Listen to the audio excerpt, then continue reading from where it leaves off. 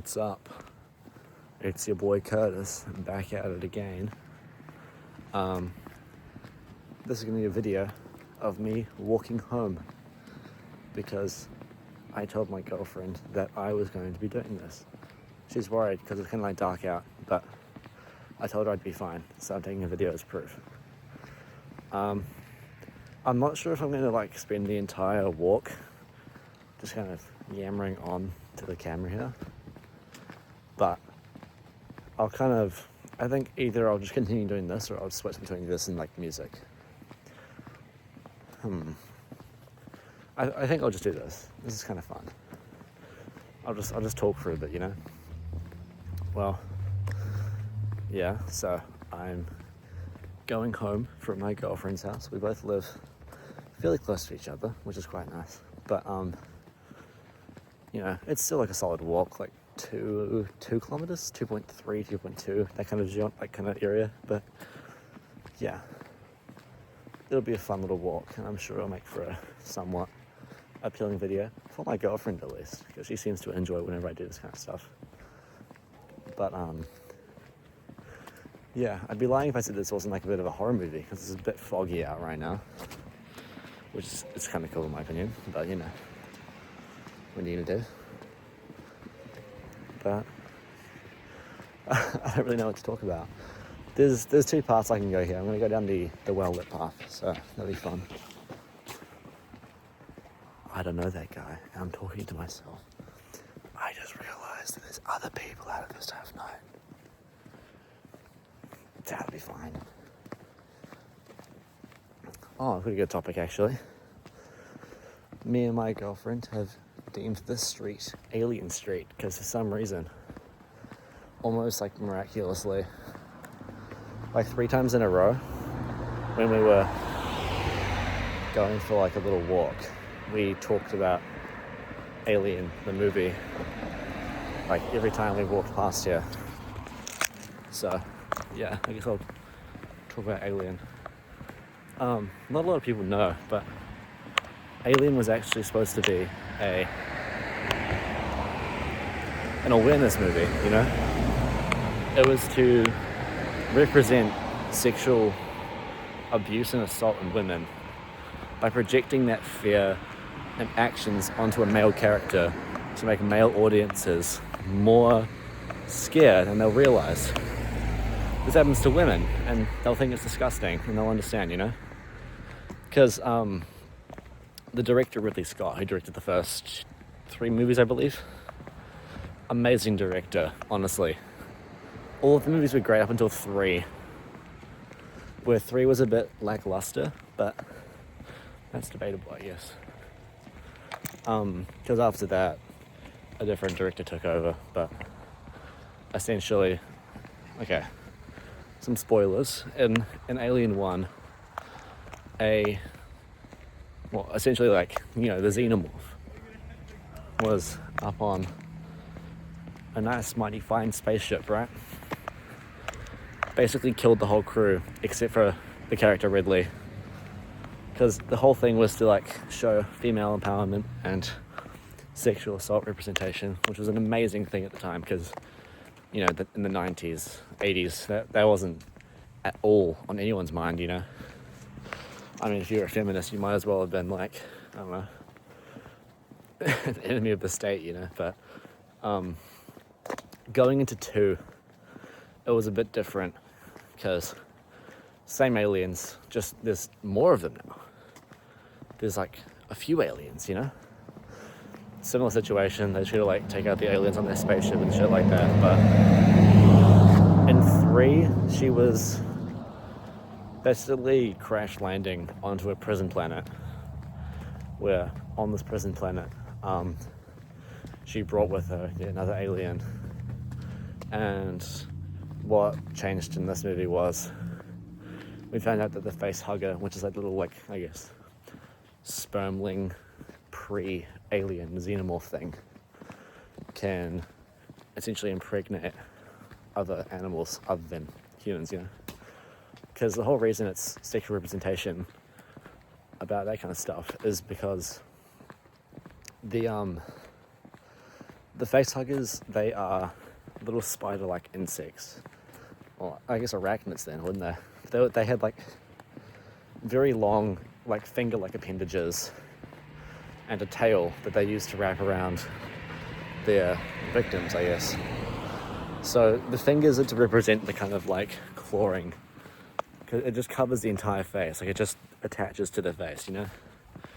And its mouth essentially kind of doubles as its reproductive organ, which it will then implant an alien embryo inside of the victim, regardless of being male or female, which was why it was so, groundbreaking at the time, because it's like, oh, this is this fear of men being able to get pregnant with this foreign body, this alien thing, The alien's, like, egg was to represent, like, like an unwanted child of rape or something like that, But really, just an amazing message, an amazing movie.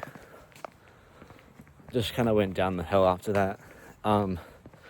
In 4, spoilers, Ridley Scott died in number 3, but essentially in 4, called Alien Resurrection, she just came back to life, basically, so they could just continue milking the franchise after Ridley Scott, the director, left, because she was just amazing at what she was trying to do.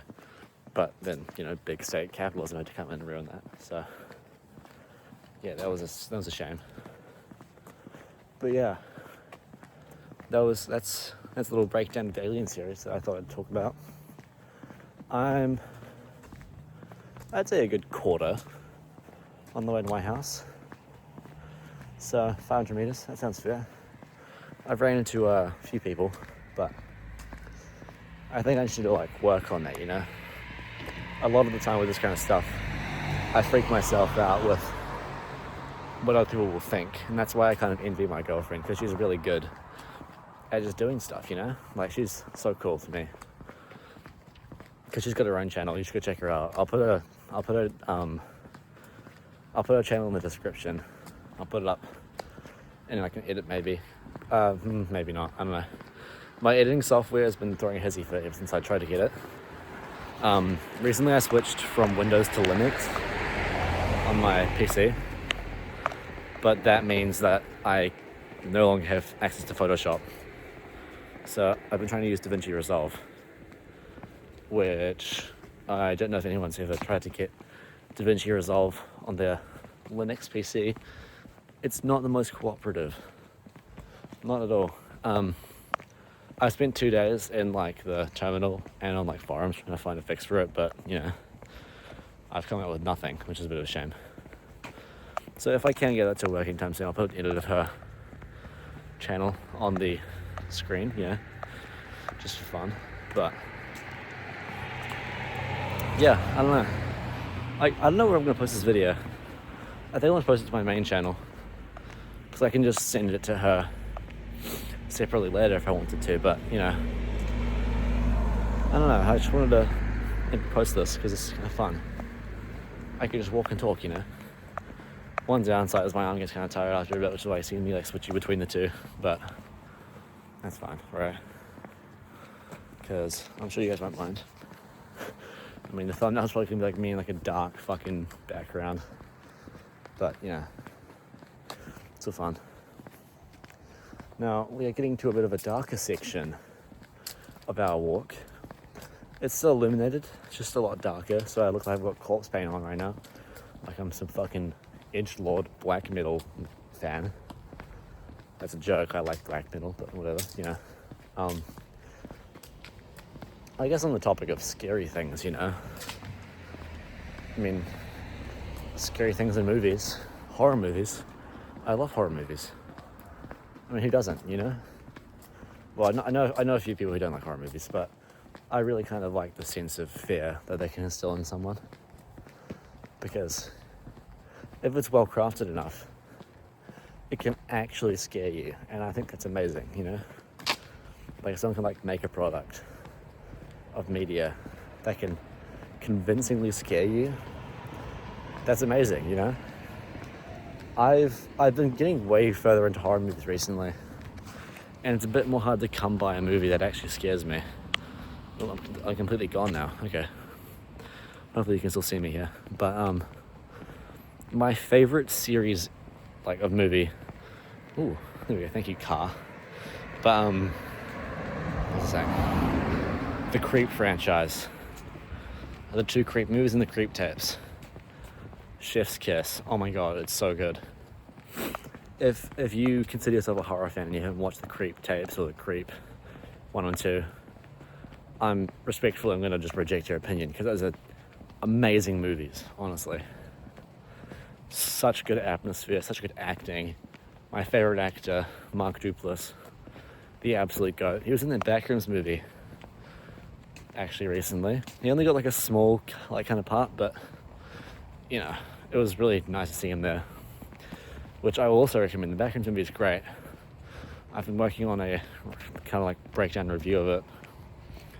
But yeah, the Creep series does one thing really well, and it's kind of hitting that like kind of uncanny valley that we have as humans in our psychology and stuff like that, where it's not visual uncanniness, it's the fact that because Mark Duplass's character is played so well by him, it's really kind of disturbing. Oh, there's a cat! Hey. Hey. Okay, he doesn't want to be pet. Oh, he does want to be pet. Aren't you a cutie? Oh, you're so cute.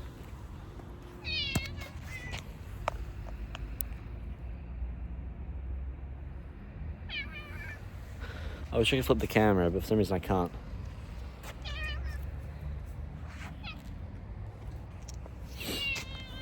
I'll give you like a little dap up and I'll say goodbye, little blood.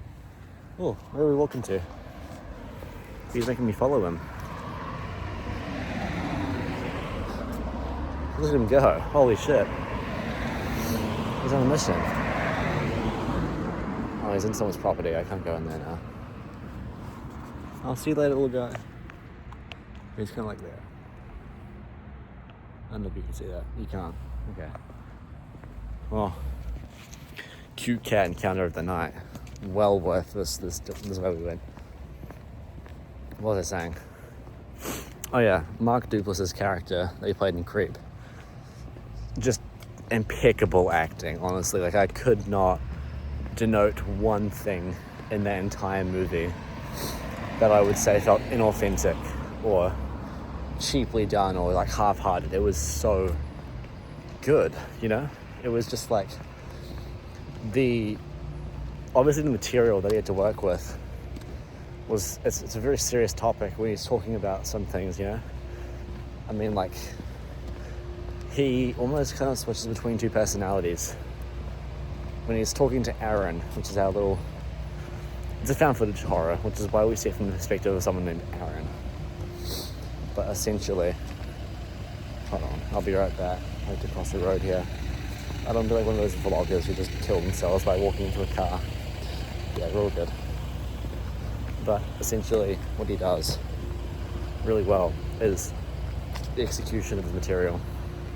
Because when he dons the persona of Peach Fuzz, more spoilers warning, by the way, but his character Peach Fuzz, which is just him in this really disturbing kind of kids, I don't want to say kids, it's like a horror, like a kind of Halloween costume dressed up with a wolf mask, you know? It's like a full head thing, if it's over his head. And whenever he's in that kind of persona, he's kind of like just trying really bad to scare Aaron into, I guess, admitting that he's scared, you know? That kind of thing. But, you know, because what he did was he hired Aaron, who's a videographer, to film 24 hours with him, to do like a video that he's going to give to his so-called son, his unborn son, because he is terminal cancer. Mark Duplass's character, but he takes the videographer, and it's just he wants to do like all these activities to try and like pretend like his son's there, so his son can watch it with him. But it's like it's just him from the past, basically, a video of him. But there's a scene where Mark wants to do bubble time with his child, and Aaron has to just video him while he talks to himself, essentially, just in this echoey chamber of a bathroom. And it was just such an uncomfortable scene, and I loved it so much because of that, because I felt like I was like uneasy, you know. This is like one of the first movies I've done that in a while for me, so I was like, oh, this is getting good, you know. But as the film progresses, weirder and weirder stuff happens, where it seems like Mark's character is just saying stuff to try and scare Aaron into like a false insecurity and then back into conformity of this up and down, almost spiral of emotion, and trying to understand what's going on with this guy that's just hired him to take a video for his son, you know? Because this one scene, I don't know if I can talk about it in fullness, just because I know who's going to see this video. I don't want to sound like I'm a fucking creep or anything, you know? But, you know, I could just like, okay, I'll just talk about it, whatever. There's a scene where Mark's character just begs Aaron to turn his camcorder off, right? Because despite at the very start of the movie, he told Aaron to never stop recording, you know? Just always film everything to make it the most real as he could, right? And I think he said that for multiple reasons, to try and make it feel like, oh, this guy's like dead serious about this being a serious thing, you know? Which would imply that everything he does on camera he meant to do. And so there's no accidents in this film, you know? Everything he does is for a reason. And that's so amazing, you know? But this is like the first time in the film he tells Aaron to turn his camcorder off. And Aaron just, he just puts on the table. He doesn't stop recording. And we capture a conversation between Aaron and Mark's character, where they talk about, Mark's basically grieving because he's trying to admit to something that he did that he's not proud of. And I'll just talk about it now. We've already gone into Alien, the kind of like sexual assault, rape stuff. And there's nothing else really to talk about. I couldn't go further with this scene, but he essentially talks about how the reason he got the Peach Fuzz mask was because he went through his wife's search history and found like just heinous animal stuff, right? Allegedly. But what happens is he goes out, he tells his wife he's going to go out to go to the bar or something. I can't remember the specifics, but what he actually does is he goes out and he buys that Peach Fuzz mask, and he comes back and he has sex with his wife not knowing that it was him under that mask, just thinking it was this person in this mask. And it's this just viscerally disgusting scene, really, that I think just implants that idea that it really solidifies the fact that Mark's character is just not okay in the head, you know?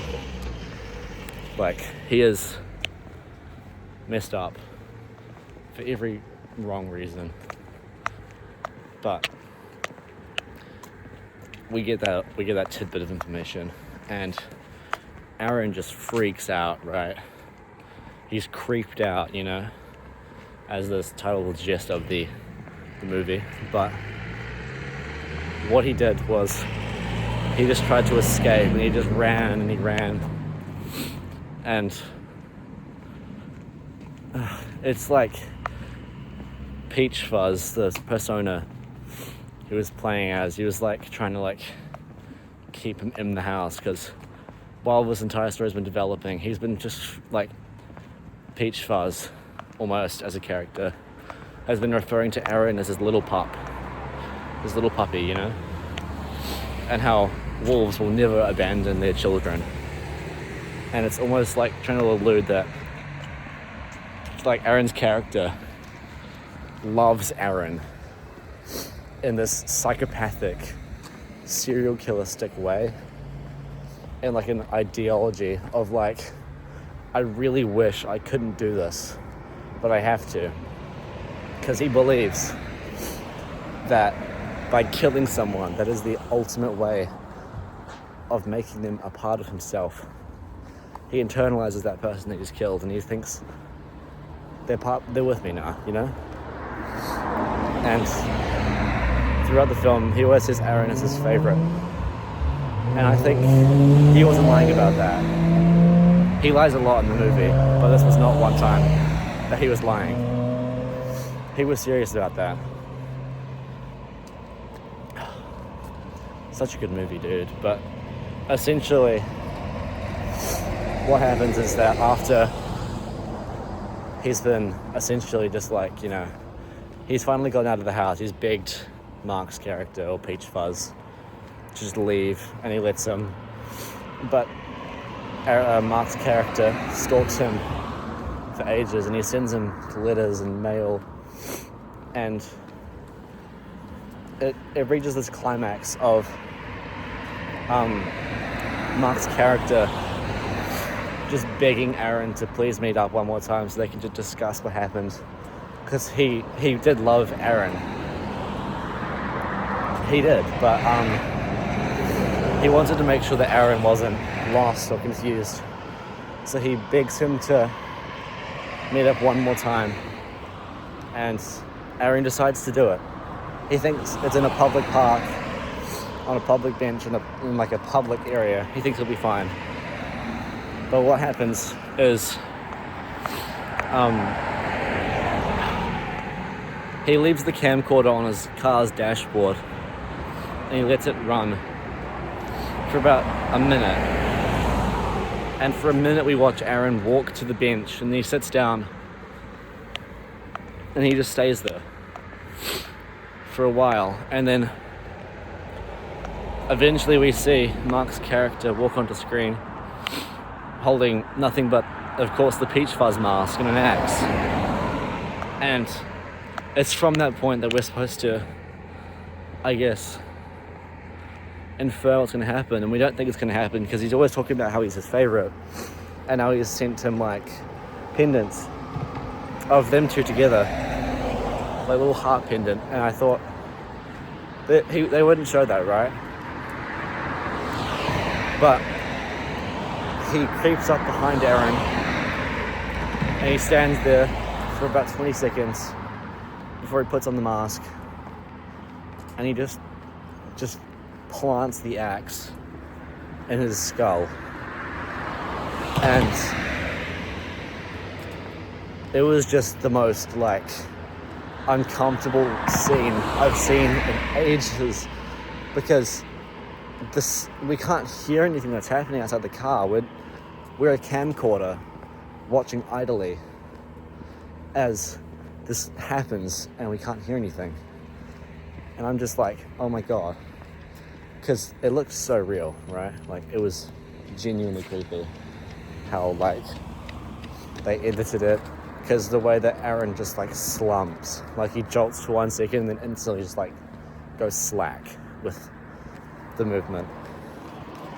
And then we see Mark's character, he seems to dwell on it for a second, and then he heads back to Aaron's car, where he finds the camcorder still recording. And we're reminded that Aaron was always his favorite for a reason, and that reason was because he was so like cautious and forgiving. The fact that he'd even come to meet up with him at the park was so innocently stupid, while it was caring, you know? Aaron wanted himself to be wrong, almost, you know? But it didn't matter to Mark's character, because to him the ultimate form of intimacy is to kill his victims. internalize them, But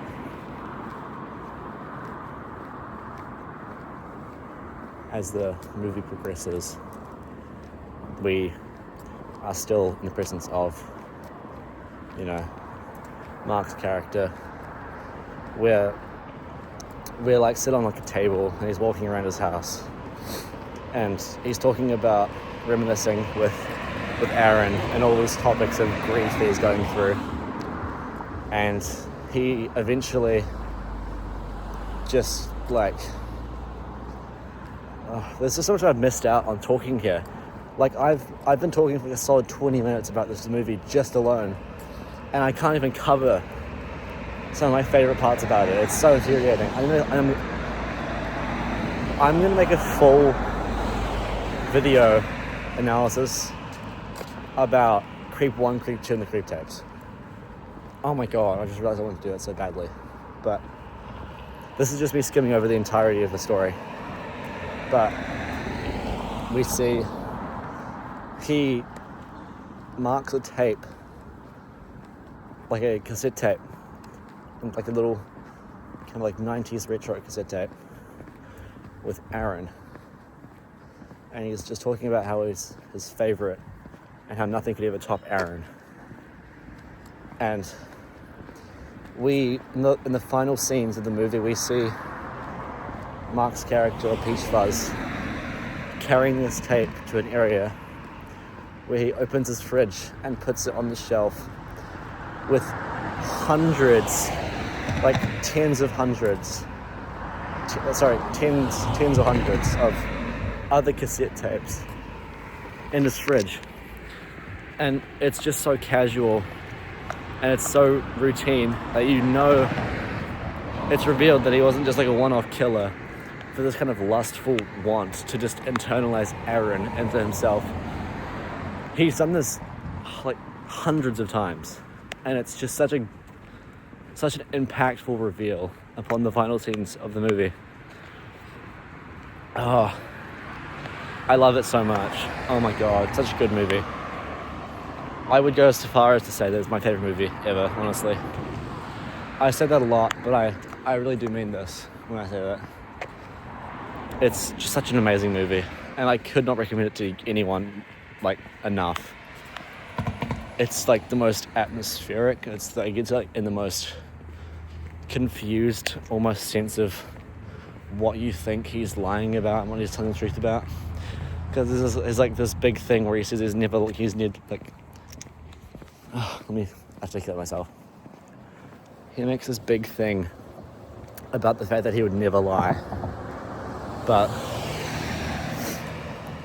I would go so far as to say he never did lie in the movie.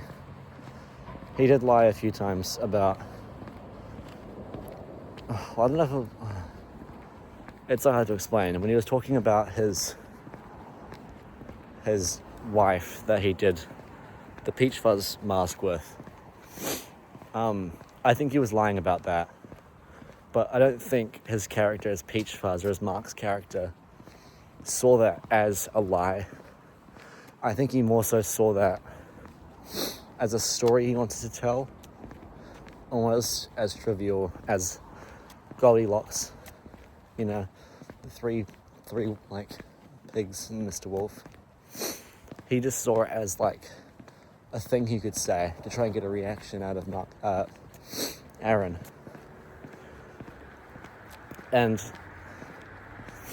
he does the psychopath thing, the serial killer act, amazingly. And I've kind of just like fallen in love with all of the Creep movies, the Creep tapes. Such a good movie. I've realized as I've been talking about this, I've been like really emotive and I've been sniffling a lot. I'm not crying. It's just a bit cold. Whenever I get cold, I get a bit of a runny nose, but I would cry to this movie. I always go as far as to say that, but there's always a second movie. I didn't even talk about the second movie. Oh my god. Well, stay tuned for my main channel. I'll plug both me and Ivy's main channels in the description. Yeah. I'm almost home, so I'll just keep recording until I get there. but I'll cut it before I see any like major landmarks that might give me away. But yeah, those movies have made me. They've like made me want to get into filmmaking, because I'm a co-director for like an indie film thing, but I want to make my own films. I think I've got my own camera, I've got my own equipment, I've got my own editing software, I've got my own ideas, and I think those are the main ingredients you need for a good film to be made.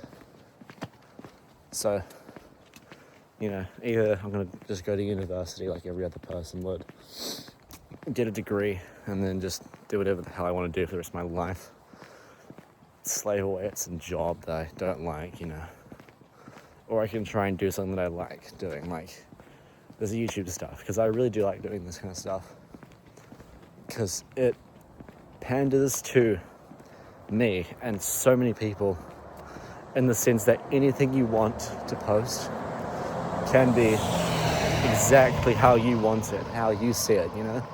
It's your product.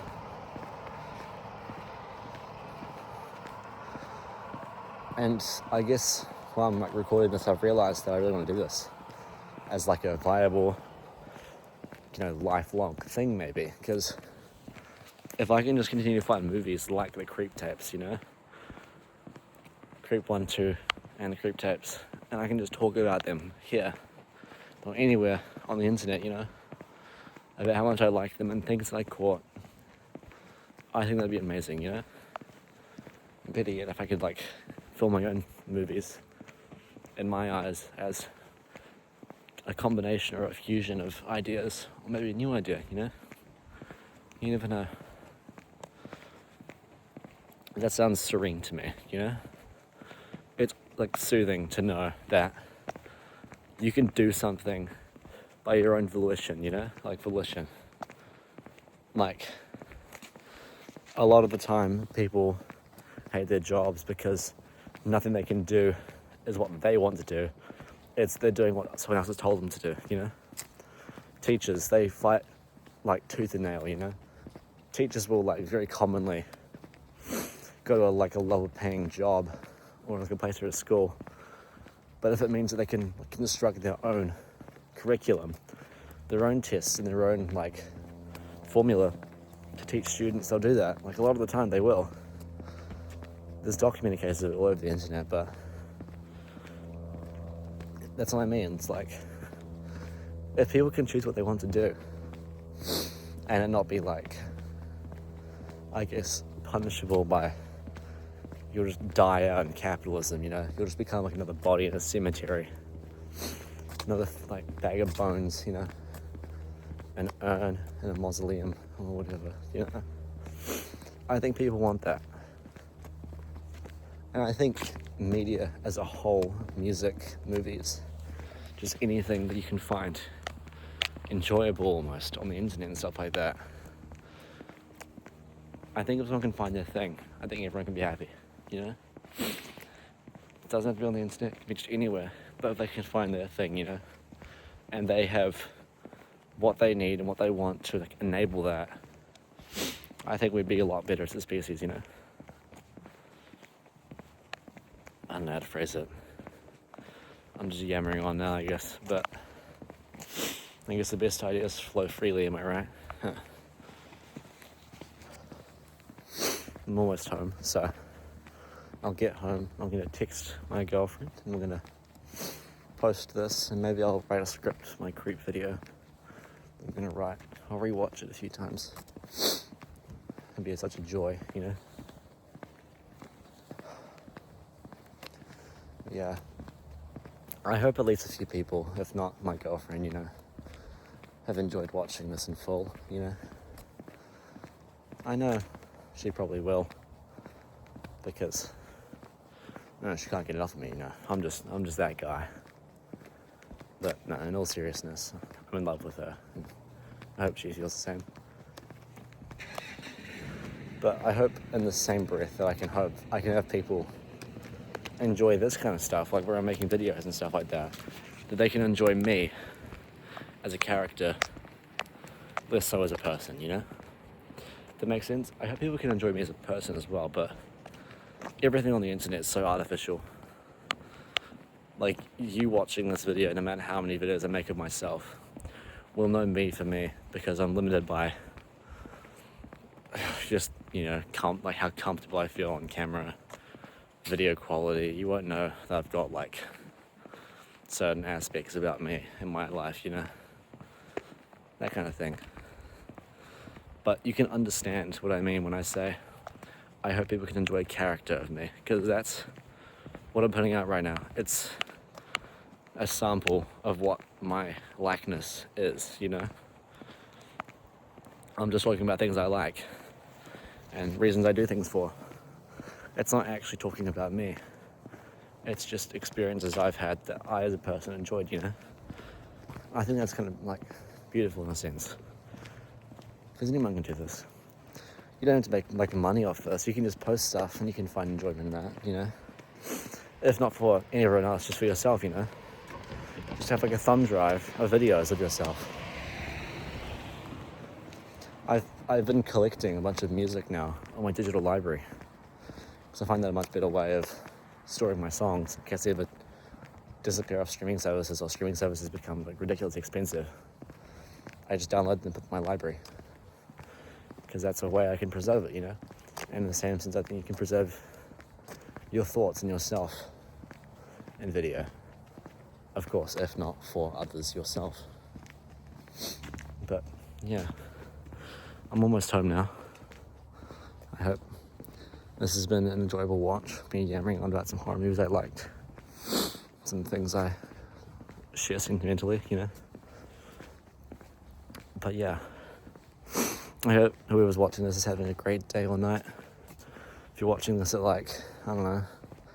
12 something at night, just go to sleep, man. It's not worth it. I've been there too many times, but I guess I'll catch you guys later in my creep video I'm gonna make every so often. Like how many of them I want to make, I don't know.